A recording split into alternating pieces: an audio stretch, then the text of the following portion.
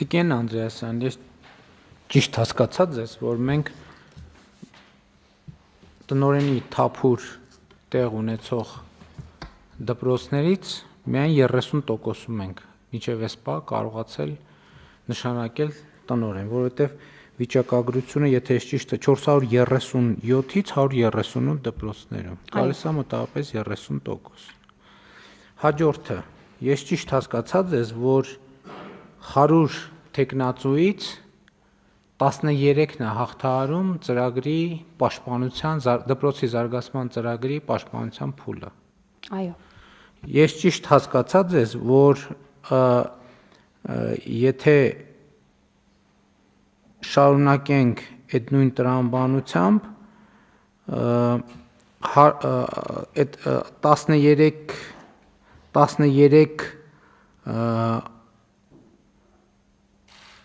հոգուց ըստ էության 5-ն է, որ հաջորդ փուլում կամ նույնիսկ ավելի քիչն է, որ հաջորդ փուլում արդեն ռեալ հավակնում է, նշանակվում է տնօրեն չափանիշներին համապատասխանելու բերումով։ Հիմա ստացվում է, որ 100 հավակնորդից 5 հոգին է, որ մեր ստանդարտին համապատասխանում է։ Այո, պարոն վարչապետ։ Հիմա տեսեք, դուք ձեր խոսքի մեջ ասացիք ոլորտում կարողությունների զարգացման անհրաժեշտության մասին։ Ես կարծում եմ, որ մենք պետք է ի վերջո անենք քաղաքական արձանագրում եւ մեր փորձի վրա հիմնվելով, որ Հայաստանի Հանրապետությունում ընդհանուր առմամբ բոլոր ոլորտներում կա կադրային ճգնաժամ։ Բոլոր ոլորտներում։ Եվ այս արձանագրումը մենք ինչի չենք անում, ես լավ չեմ հասկանում։ Հիմա հերթով գալիս ենք տարբեր ոլորտներ, մենք նեղացնում ենք ուսուցիչներին, այս մեր խոսույթով, մենք նեղացնում ենք տնօրենների հավակնորդներին, մենք նեղացնում ենք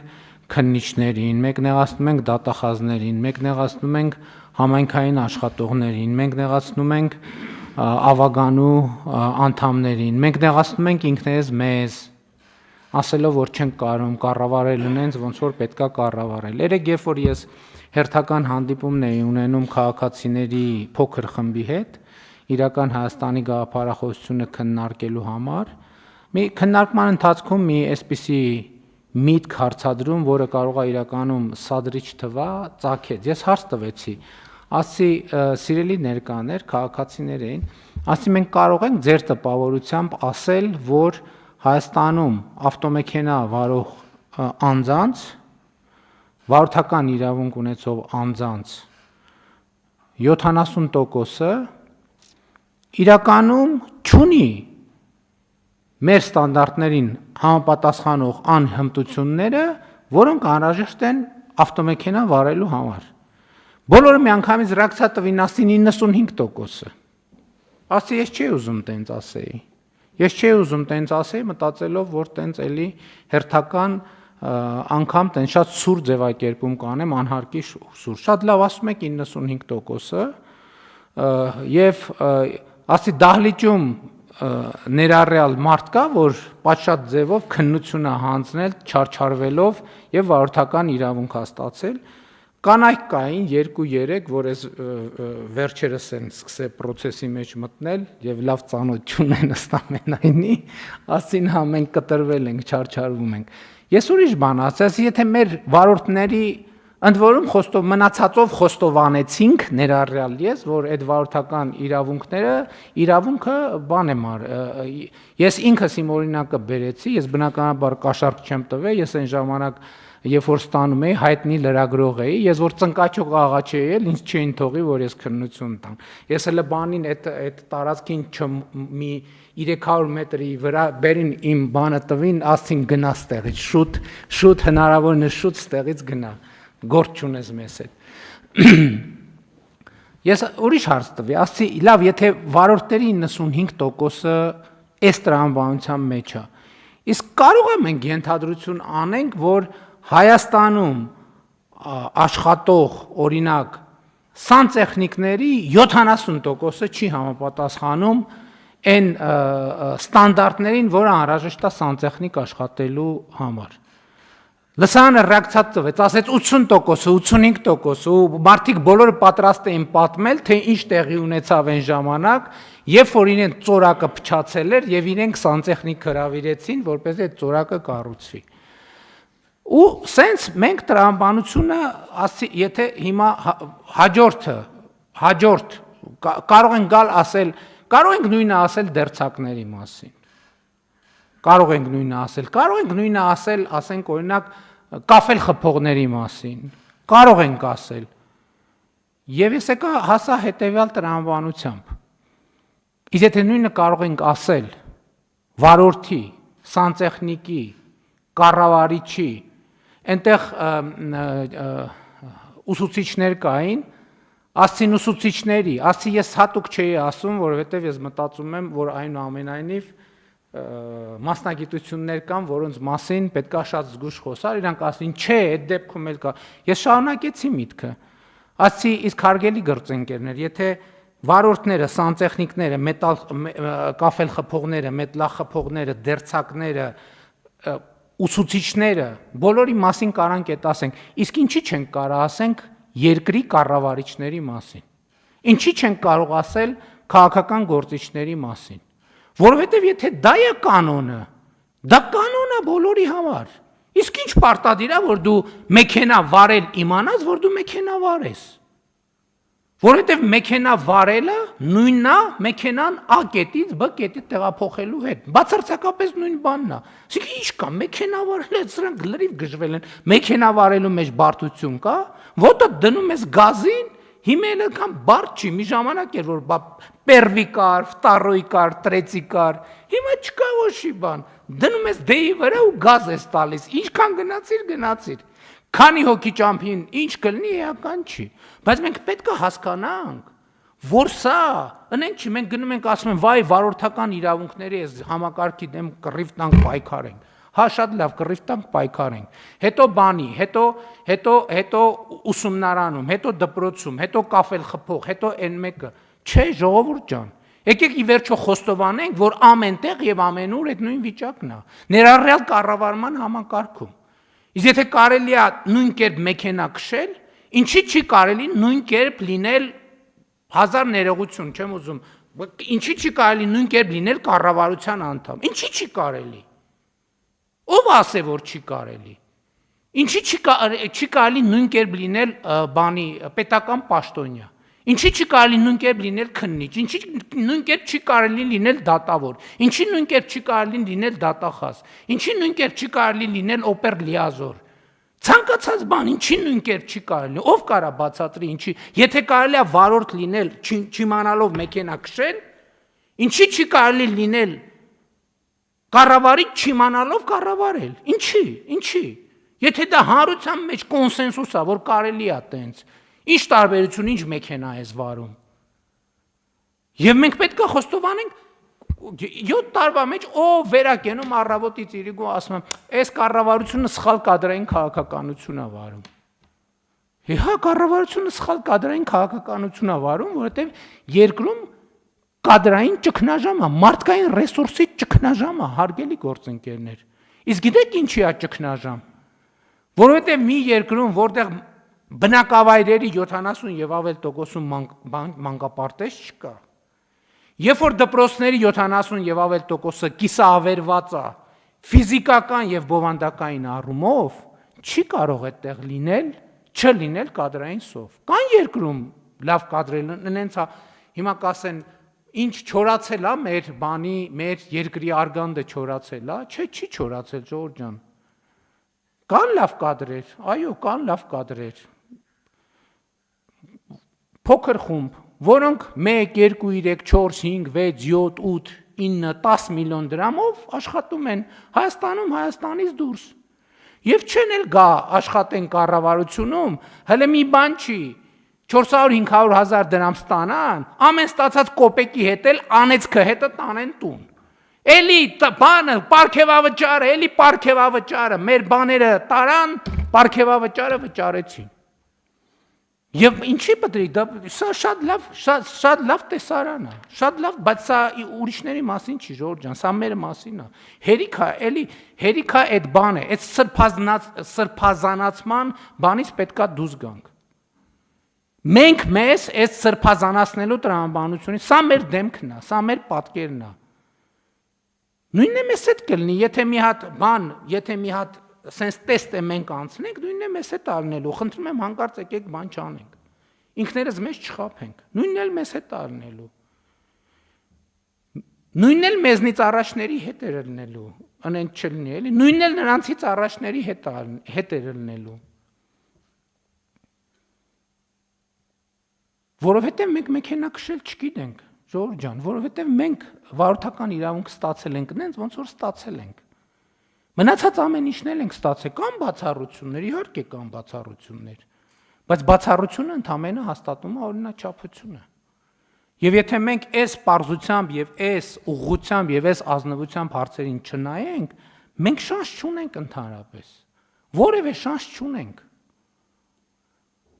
Մարդը ինձ ես կխելագարվեմ ուղղակի։ Մարդը ինձ նամակ է գրում։ Մարդիկ ասում են ոնց ասում են, բայց ինձ աշխատանք չես տալիս, պարոն վարչապետ։ Ասում ենք նայում եմ այդ տեքստը իմ գրած 4 նախադասություն է, մեջը 17 հատ ուղղագրական սխալ կա։ Ես վերջերս մեկին չդիմացա, պատասխանեցի, ասացի հարգելիս, բայց ասենք գոնե նամակ գրելիս մի հատ տեքստիդ նայ էլի, մի հատ դու չես համարում, որ դու քո կրթությամբ մի հատ պետքա զբաղվես։ Ջղայնացած նամակ հետ գրեց, ասեց չհասկացա, դու մտածում ես ես կրթություն չունեմ։ Այ որ իմանաս որ տենց չի, կծում եմ դիպլոմս, եւ այդ տեքստի մեջ եւս 17 հատ ուղղագրական սխալով։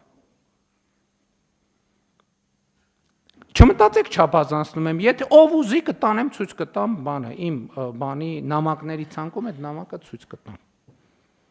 Բայց սա ուրիշի մասին չի, եթե մենք այս ասելով նկատի ունենանք ուրիշներին, մենք խնդրեմ կունենանք, սա մեր մասին է, որովհետև առավել եւս եթե մենք ուրիշներին նկատի ունենանք, այս ամեն ինչը մարդիկ կընկալեն որպես վիրավորանք։ Բայց սա մեր մասին է։ Եվ այն խնդիրները, որ մենք ունենք եւ ունեցել ենք, դրա մասին է։ Որովհետև այս խնդրի հետ մենք ամեն օր բախվում ենք եւ շարունակելու ենք բախվել, բայց ինչ անել։ Ինչ անել։ Հիմա կոնկրետ այս դեպքում ես կարծում եմ, այսօր նախարարի հետ մի թեթև խոսել ենք, չենք հասցրել քննարկենք, ես ընդհանրապես ասել եմ, որ այսպիսի բան անցնում մտքովս, որ մենք պետքա նախապատրաստական դասընթացներ անենք, այսինքն ոչ մեկի թույլ չտանք տնօրենի մրցույթի մասնակցի, միջև ինքը դասընթացը չգնա, չսովորի, չավարտի եւ բան չստանա, սերտիֆիկատ չստանա, որ ինքը մենք միջև էս ինչ որ հավաստագրի մեխանիզմ ունեինք, հա, բայց կարևորը որ բան չլինի, վարորդական իրավունքի նման չլինի, կարևորը որ դա ռեալ լինի, որովհետեւ էլի եմ ասում, դպրոցի տնօրենը մենք այդ վատ պատկերացում է, որ լավ ուսուցիչը կարա լավ տնօրենը լինի, կարա իսկապես շատ լավ ուսուցիչ լինի, բայց չկարողանա լավ տնօրեն լինի, եւ կառավարումը բոլորովին ուրիշ բան է։ Չնայած ասում եմ, այս ամեն ինչի մասին մենք պետք է մտածենք ընդհանուր առմամբ կառավարման համակարգում։ Մենք ինչ ունենք անելու, որ ավելի լավ կառավարել սովորենք։ Մենք կառավարության անդամներս։ Ես երեք հակակոռուպցիոն քաղաքականության խորհրդի նիստի ժամանակ արդեն որ երրորդ անգամ այդ հարցը բարձրացնում եմ։ Մենք հակակոռուպցիոն քաղաքականության ռազմավարությունը ընդունելիս ասել ենք, գրել ենք, ֆիքսել ենք, որ պետք է այդ թվում պետական կառավարման մարմիններում հակակոռուպցիոն դասընթացներ լինեն, այդ թվում բարձրաստիճան պաշտոնյաների համար։ Ես հարց եմ տալիս, քանի հատ այդպիսի դասընթաց են կարել։ 0, ոչ մի հատ։ Համեն դեպս ինձ ոչ մեկ չի ասել,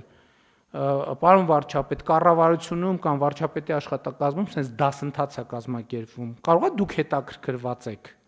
Ոչ մեկ չի ասել։ Եթե ասեին, ես կգնայի խելոք աշակերտի նման կնստեի, կլսեի ինչ են ասում։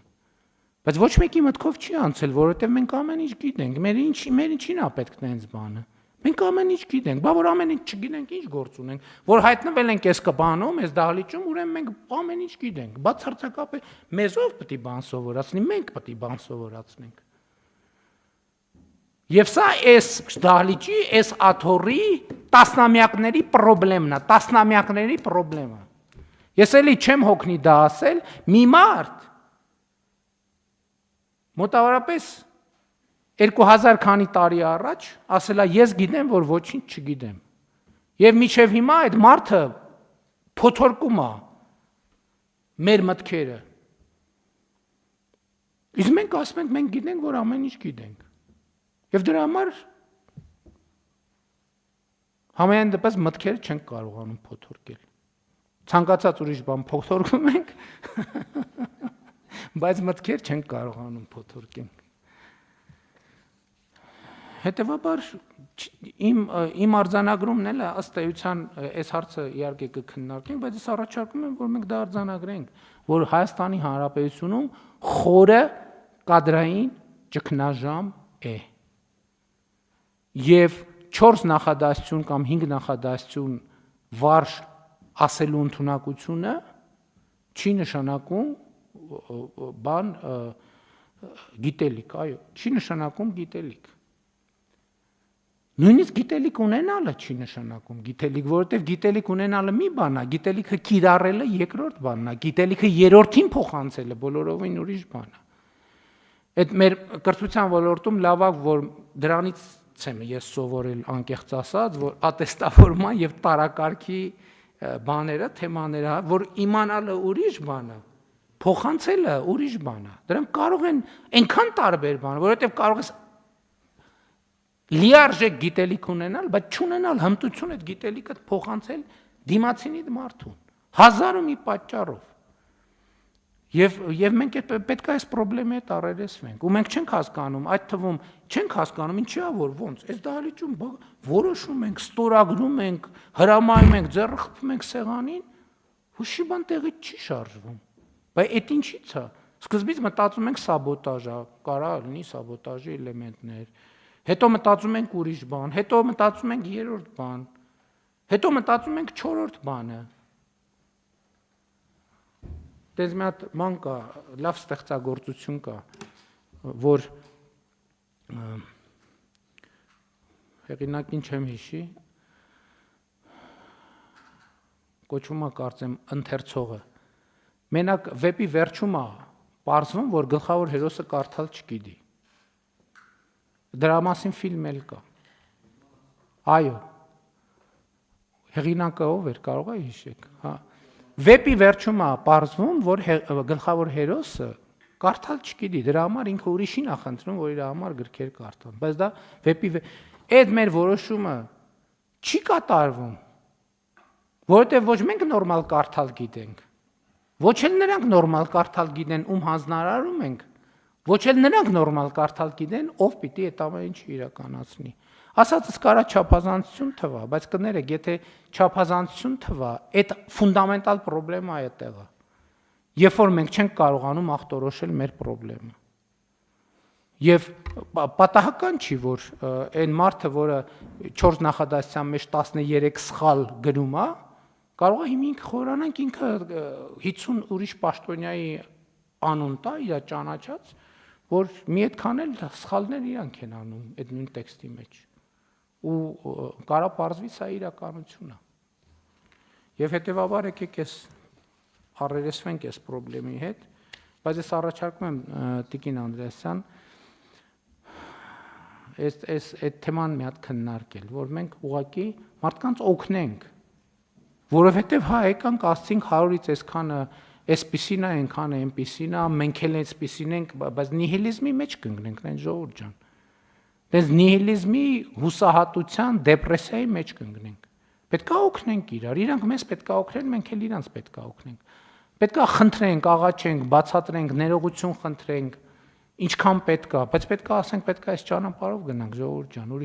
ուրիշ ճար չկա, որովհետև մեր երեխեքին ենք վստահում։ Մենք երեխեքին ենք վստահում։ Հետո գնում ենք բանակին ենք ասում, ես ես բանակում էդ էլ հնդածս ես հասկանում։ Բանակում ինչը լինում է, բոլորս հարձակվում ենք պաշտպանության նախարարության վրա։ Հա լավ 1 2 3 4 10, հետո երբ որ ուսումնասիրում ես, կարդում ես, հետազոտություն ես պատվիրում, հարցում ես, Մեկ էլ ասում ես մի րոպե, բայց այս խնդիրներից ոչ մեկը բանակում չի ձևավորվել։ Ոչ մեկը։ Այդ բոլոր խնդիրները քաղաքացիական կյանքից սենց կտոր գալիս են, միտեղ են փազլի կտորները միտեղ հավաքվում են եւ փազլը հավաքվում է։ Շատ པարզ տրամաբանությամբ, շատ པարզ պատճառաբանությամբ, ու մենք սա չենք հասկանում։ Գնում ենք, ասում ենք, այս անենք բանակում անել արդեն ուշ է, ժողովուրդ ջան։ Բանակում էլ չենք կարող բան անենք, պետք է մանկապարտեզում ու դպրոցում անենք։ Բուհում պետք է անենք։ Բանակում էլ իր հերթին, սա չի նշանակում, որ այնտեղ, բայց իրականում տենց է։ Իրականում տենց է, ես մի անգամ բանի ժամանակ կառավարության նիստի ժամանակ կարծեմ խոսեցի դրա մասին, համենայն դեպս նախարարին ես մեր դպրոցականների իմացությունը այո, բայց ֆիզիկական եւ հոգեբանական պատրաստվածության մակարդակը, հոգեբանական պատրաստվածության մակարդակը։ Դեպքեր է լինում, չէ՞ որ ուզում ենք հասկանանք, լավ, ինչի է այդ ամեն ինչը տեղի ունեցել։ Ինչի է տեղի ունեցել։ Եվ հասկանում ես, որ մեր երեխաները դպրոցից դուրս են գալիս հոգեբանական պատրաստություն չունենալով, կյանք են մտնում հոգեբանական պատրաստություն չունենալով։ Հոգեբանորեն թույլ լինելով, թույլ կամքով։ Դե եկեք չասենք սա։ Եկեք չասենք սա, բայց ինչքան կլինի չասել սա։